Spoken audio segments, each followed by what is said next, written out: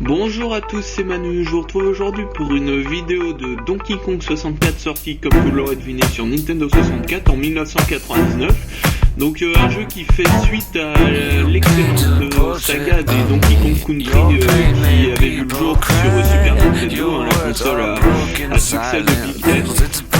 Alors est-ce que ce jeu est à la hauteur de ce qu'on serait en droit d'attendre de lui compte tenu de ses illustres ancêtres? Eh bien c'est ce que je vais tenter de vous montrer dans cette vidéo. Le fait que là oui, c'est pas le meilleur, je pense que c'est difficile de faire mieux. Mais le jeu a vraiment réussi son passage à la 3D avec un talent particulier. Donc au niveau du scénario, on reste dans le classique, devinez qui fait son comeback, c'est tout simplement Carol, l'immonde crocodile qui veut une fois de plus se venger parce que c'est vrai que Donkey et sa famille ont tout de même accumulé les réussites contre lui. Donc du coup, il a dit on va une nouvelle arme, mais malheureusement lui, en arrivant sur l'île de Donkey pour la détruire avec ce nouveau petit jour, et bien il a attendu au fait que c'était qui va et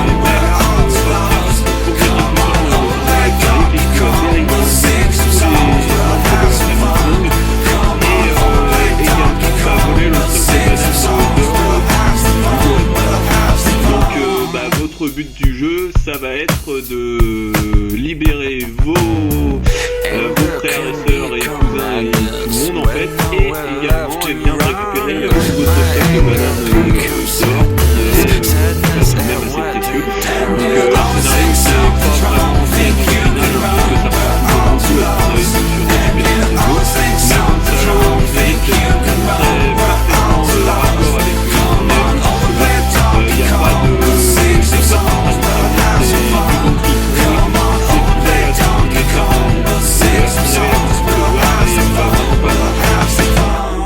donc au niveau de la durée de vie, eh bien ça va le but du jeu, donc ça va être de libérer tous vos acolytes qui sont au nombre de 5 vous y compris, donc vous en libérez 4.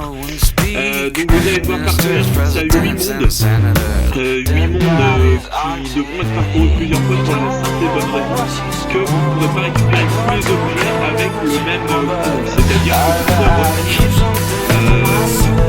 dans les différents niveaux en ayant changé de personnage une fois que vous aurez libéré le personnage en question. Alors pour changer de personnage, ça sera tout simple, il suffit de rentrer dans un pseudo. Donc là vous ne voyez que Donkey de dessus, mais lorsque vous aurez libéré d'autres, ça s'affiche dessus et vous pourrez interagir à chaque fois pour pouvoir accéder à toutes les barrières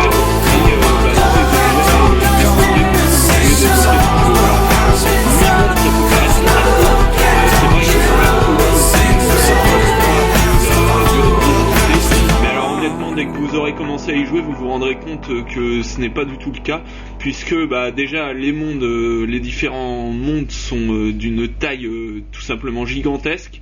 Ensuite, le fait de devoir les reparcourir plusieurs fois, ça augmente encore la durée de vie. Et pour finir, vous aurez tout de même un panel impressionnant de bonus à débloquer. Bonus comme des niveaux bonus, qui se présenteront souvent sous la forme de mini-jeux, également un mode multijoueur que vous pourrez débloquer lui aussi, mode multijoueur tout de même assez fun, qui se présentera comme un jeu de tir où vous vous tirerez dessus à coups de lance-noix de coco et autres sympathiques accessoires du même genre.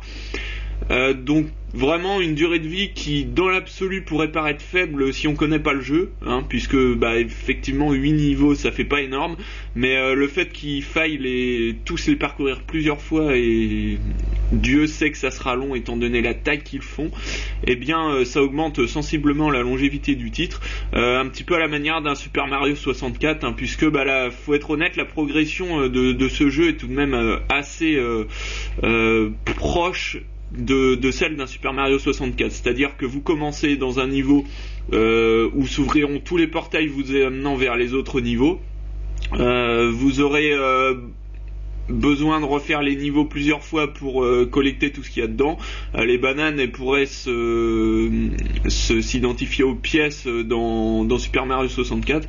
Donc à ce niveau-là, c'est vrai que c'est très proche du meilleur jeu de plateforme de la 64, soyons honnêtes. C'est une inspiration qui n'est vraiment pas cachée. Le jeu s'inspire énormément de son entre guillemets concurrent, puisque je sais pas si on peut vraiment dire qu'ils sont concurrents, mais c'est une inspiration qui est judicieuse et qui est vraiment très bien réalisée. Alors inspiration également au niveau de la maniabilité, puisque si le jeu reprend tout de même quelques éléments des épisodes Country sur Super Nintendo, comme par exemple les montures, puisque vous aurez la joie de retrouver Engarde l'Espadon et je ne sais plus son nom, évidemment, le rhinocéros. Donc je me rappelle pas de son nom, mais vous devez sûrement vous en rappeler. Évidemment, ça me fait défaut pile au moment où il faut pas. Donc toujours est-il que vous aurez toujours ces montures, vous aurez toujours également une forte interactivité avec les décors. C'est-à-dire que vous pourrez ramasser à peu près tout ce qui traîne, des tonneaux, des oranges pour les balancer sur vos adversaires. Vous aurez également la possibilité, comme vous l'avez vu tout à l'heure, de sauter dans des tonneaux canons qui vous propulseront vers des endroits qui seraient autrement inaccessibles. Donc c'est vraiment une reprise assez réussie des éléments ayant fait la force des des anciens opus, mais également l'ajout de spécificités pour le moins intéressantes, comme par exemple la possibilité d'acheter des armes et des instruments de musique dans les boutiques prévues à cet effet. Donc ces armes, vous avez pu en voir une en démonstration tout à l'heure, je vais vous remontrer ça. Ça vous permettra tout simplement de vous débarrasser d'ennemis qui sont autrement inaccessibles, comme les ennemis aériens comme celui-ci, et ça pourra également vous permettre de débloquer certaines portes qui ne pourront s'ouvrir que si vous tirez sur un certain interrupteur avec un certain type d'arme. Alors ça renforce la complémentarité entre les personnages, puisque chaque personnage aura un type d'arme bien particulier, et vous devrez tous les utiliser si vous souhaitez ouvrir tous les interrupteurs. Par exemple, si je peux vous donner un exemple, cet interrupteur là, pour l'actionner, il faut tirer dessus avec un lance-noix de coco, alors que d'autres ça sera avec un lance-ananas, et ainsi de suite. Donc c'est assez intéressant de ce niveau là. C'est vrai qu'au début ça pourrait être un petit peu déroutant, puisque un Donkey Kong avec des armes, c'est vrai que c'est pas commun, on n'avait pas l'habitude de le voir. Mais finalement ça passe assez bien, et la gestion avec les boutons C se présente tout de même bien, même si on aurait peut-être apprécié qu'il y ait un système de lock pour verrouiller les adversaires comme dans Zelda. Alors pour embrancher sur Zelda, il y a aussi la possibilité d'acheter des instruments de musique, donc qui déclencheront des interactions avec certains lieux du décor, et qui auront également un effet sur vos adversaires. Donc je ne vous en dis pas plus, mais toujours est-il qu'à ce niveau-là, je pense que c'est clair que le jeu s'inspire également d'un poil d'Ocarina of Time au niveau de cette interactivité entre la musique et l'environnement qui entoure le personnage. Donc que dire de plus ? On peut également dire que ces armes seront customisables dans les boutiques où vous les aurez achetées, donc ça moyennant finance bien évidemment, rien n'est gratuit dans ce bas monde.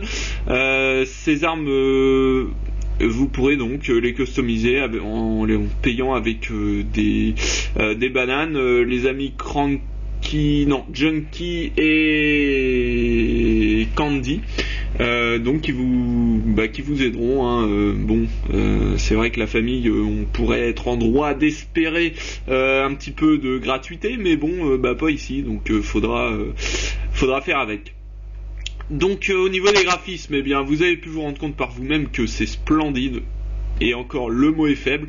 Ce qu'il faut savoir, c'est que le jeu était à l'époque livré avec l'expansion pack de la Nintendo 64, c'est-à-dire que vous avez besoin pour le faire tourner d'une barrette de RAM supplémentaire.